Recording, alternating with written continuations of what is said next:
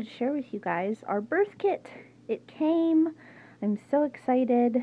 I am 36 weeks today, so I'm really glad it came. If it hadn't come in this week, I may have been a little nervous with everything that's been going on. But I wanted to share with you guys what came in our birth kit, what I added to our birth kit, and how I'm choosing to keep it while I'm in labor. So, first of all, we are in our sort of spare back room. It's off of our kitchen, and it's the half of the house that's not where Daisy sleeps. So, if I'm in labor in the night, this will probably be the main place that I will be laboring. And otherwise, it's off of the kitchen, which has hot water and the stove, and that's where the crock pot will be plugged in for boiling water. And it's off of the laundry room, which is back there. And the bathroom, which is right there. So it's a very centrally located place, and I imagine it will be close to where I'll be doing a large portion of my laboring. This is our changing table, so we have all of our diapers and stuff. And then the top is where I chose to set everything up. Once we are through with the birth, the next day, I'll just clear off whatever's left and put it in a box or whatever. But we won't really need the changing pad for the first change. I think we'll be okay. So this seemed like a great out of the way but easily accessible place. I have my visit from my home visit from my midwife next week.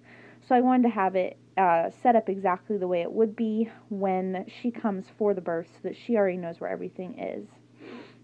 So I'm going to get in a little closer and show you guys what we've got. I'll start on this side. We have towels. There are only 2 towels here right now. I have 2 more, but we had guests come into town a week or so ago, and we had to grab from our birth kit towels. And but they're normally towels that we don't use just because they're older, junkier. They're just kind of like towels we don't really care about. So there's a pink one, a green one, a blue one, and a white one. My birth kit didn't call for a certain number or color. It just said lots of towels. We didn't really use that many with Daisy's birth. My main thing was, I know from experience with that birth that sorry, that's a cardboard box I just kicked over. With that birth that it's nice to have a white towel so that you can see what color fluid is. So there's one white, but the others are just colored. And then on top of that, I have a bunch of just junky receiving blankets. I don't care what happens to these. They can be stained. Does not matter to me. So those are going to be for the baby. And then I have 3 washcloths here right now.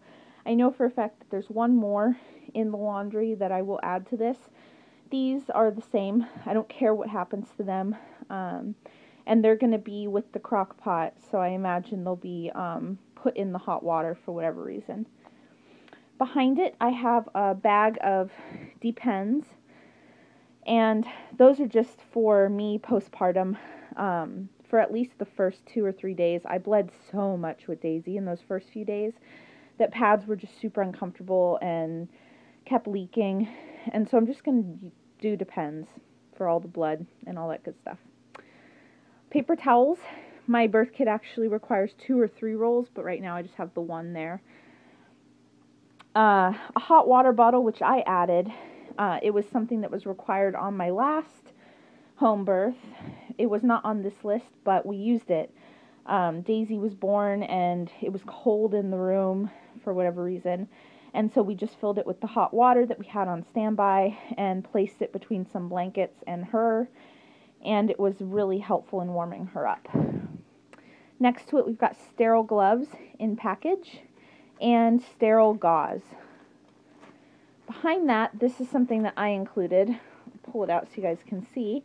It's I believe it's technically a tablecloth, but it works as like a tarp, like a throw down. Don't know if that will be used or where it will be used, but it's there. Next, we have, these are just kind of like the Chucks pads. If anybody's had a hospital or home birth, you'll recognize them. They're just absorbent pads. I had this whole stack left over from Daisy's birth, so when I placed my order for this birth kit, I just ordered what would bring me up to the amount that my midwife wanted, which I can't remember exactly, but I'm pretty sure it was like 40 or something. So I think I ordered 29 because I had 11. In front of that, I've got some wipes. Now, my birth kit says 1 package of unopened baby wipes, but we don't actually use baby wipes, and I needed the case to make like a toilet paper dispenser for Daisy, because I'm trying to teach her how to be more independent on the potty. So I just packed up the wipes. I don't foresee it being an issue. If for some reason my home birth midwife comes for our home visit and she doesn't like that, then I'll just go out and buy a tiny little package, not in the plastic. And then behind that, we have a pool. Now, for Daisy's birth, that was going to be my birth pool, but I didn't get my water birth because she came too quickly. With this birth, my midwife does not want a water birth, but I can set that up in our backyard and labor in it if I want to. So it's there. I don't know if we'll set it up or if we won't, but it's there. On top of it, I have 2 mattress covers. They're both queen size, which one of them should be queen and one of them should be full, but I think when Gordon placed the order for the birth kit, he just added a quantity of 2. One is going to cover our futon in the living room, and one is going to cover our bed in our bedroom, so that I can choose where I want to labor, and if I give birth in either one of those places is totally fine. Next to it, we have a pump for the pool, electric pump. And then this, which I bagged up my last birth, and it was never used, but it's a tablecloth that is plastic lined, so it can be draped over the pool to keep it warm. And then I made, this is a siphon. It's something you can connect to the faucet and connect a hose to it, and depending on which way you have it switched, it will either pump water through the hose or have the hose pump like backwards and drain into the sink. So it can be very helpful for draining the pools a little bit so that you can refill it with hot water. And then I made weights for the pool cover back when I was pregnant with Daisy. So I just filled some bags with rocks and crudely sewed them and put a paper clip just so that we could have weights around so that the pool cover doesn't sink in and get wet. Like I said, they were never used with her, so I don't know whether they'll be used this time either. This is more like the medical stuff. There's a bowl. She wants 1 bowl, not for the placenta, but for a vomit bowl. I actually would rather use a certain vase I have, because it has a really nice splashback, like cover, if you will. It's a vase shaped shape, so I'll be using that if I have to throw up, but for purposes of just wanting to appease and complete my midwife list, I did put a bowl here. We've got some unsterile gloves, some jelly, and I believe this is the umbilical cord clamp, peroxide, dermaplast. This is a HIPAA-Cleanse scrub. I believe that's what my midwife will use to scrub her hands down. Bunch of straws. Every home birth kit includes straws. And a sterile bulb syringe. On the side, underneath, these are just like large drop cloths that are also waterproof. I have a peri bottle for after.